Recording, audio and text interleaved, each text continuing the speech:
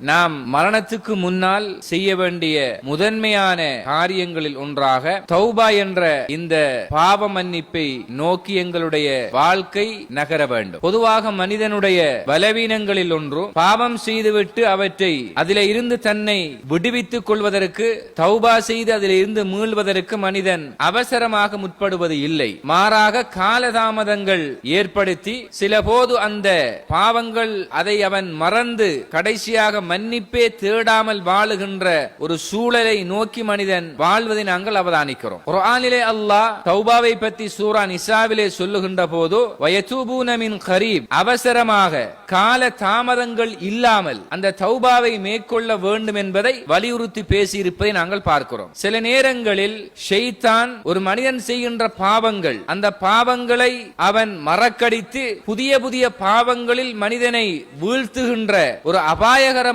கட்டம் இருப்பதை மனிதன் உணர்ந்து கொள்வது இல்லை. அதனால் தான் சில அறிஞர்கள் சொல்லுவார்கள், ஒரு பாவத்துக்கு பின்னால் இன்னொரு பாவத்தை மனிதன் செய்கின்றான் என்றால் அந்த இரண்டாவது பாவத்துக்கான வாசல் அவனுக்கு இலகுவாக திறக்கப்பட்டிருக்கிறது என்றால் அந்த பாவத்தை முடிக்க மூன்றாவது ஒரு பாவத்தை அவன் இலகுவாக அந்த பாவத்தில் தன்னை ஈடுபடுத்திக் கொள்வதற்கான சந்தர்ப்பங்களை அவனுக்கு அது இலகுவாக கொடுக்கப்பட்டால் அல்லாஹ் அவனை பிடித்துக் கொண்டிருக்கிறான், அல்லாஹ்வின் தண்டனைக்குள் அவன் உட்படுத்தப்பட்டிருக்கிறான் என்று அர்த்தம் என்பதை சொல்கிறார்கள். எனவேதான் நாம் செய்கின்ற பாவங்கள் குற்றங்கள் குறித்து ஒரு அவதான நிலையோடு நாம் இருந்து கொள்ள வேண்டும். மரணம் என்பது எங்களுக்கு எந்த நிலையிலும் ஏற்படலாம். அது குறிக்கப்படாத, அதாவது இந்த நேரத்தில் தான் வெறும் என்று சொல்ல முடியாத ஒரு நிகழ்வாகும். அது இறைவனுடைய கரத்திலே உள்ள ஒரு அம்சமாகும். அதனால் தான் எப்பொழுதும் மனிதன் இந்த தௌபாவின் விஷயத்தில் கொஞ்சம் கூடுதலான கரிசனை எடுக்க வேண்டும் என்பதை மார்க்கம் உணர்த்துகிறது. இரண்டு சந்தர்ப்பங்கள்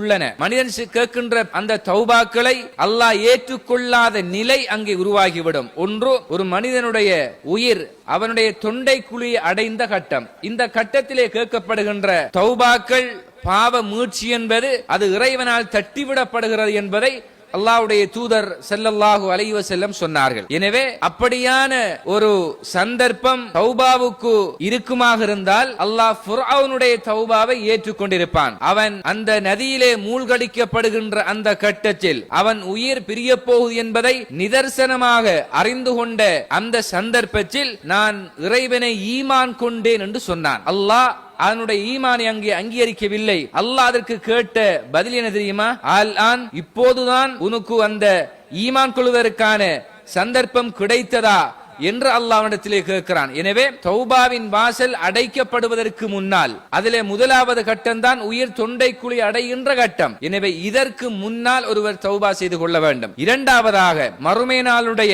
பெரும் 10 அடையாளங்களில் ஒரு அடையாளம் தான் காலையில் கிழக்கிலே உதிக்கக்கூடிய சூரியன் காலையில் மேற்கிலே உதிக்க ஆரம்பித்து விடும். நபி அவர்கள் சொன்னார்கள், காலையில் மனிதன் எழுந்து சூரியனை தேடுகின்ற நேரத்தில் அது மேற்கிலே உதித்திருந்தால் அவர் நினைத்துக் கொள்ள வேண்டும், மறுமை உண்டாகிவிட்டது. இந்த கட்டத்திலே கிழக்கிலே உதிக்க வேண்டிய சூரியன் மேற்கிலே உதித்து விட்டது, எனவே மறுமை நாள் தொடங்கிவிட்டது என்ற அந்த நிலையில் ஒருவர் தௌபாவை அந்த இடத்திலே அவர் ஏற்படுத்திக் கொண்டால் அந்த தௌபா இறைவனிடத்திலே அங்கீகரிக்கப்பட மாட்டாது என்பதை அல்லாஹ் குர்ஆனிலே இந்த செய்தி எங்களுக்கு சொல்லி காட்டுகிறான். எனவே இந்த இரண்டு கட்டங்களிலும் தௌபாவின் வாசல் அடைக்கப்பட்ட கட்டங்களாகும். எனவே இந்த நிலை வருவதற்கு முன்னால் நாம் தௌபாவிலே கூடுதலாக ஈடுபட்டுக் கொள்ள வேண்டும்.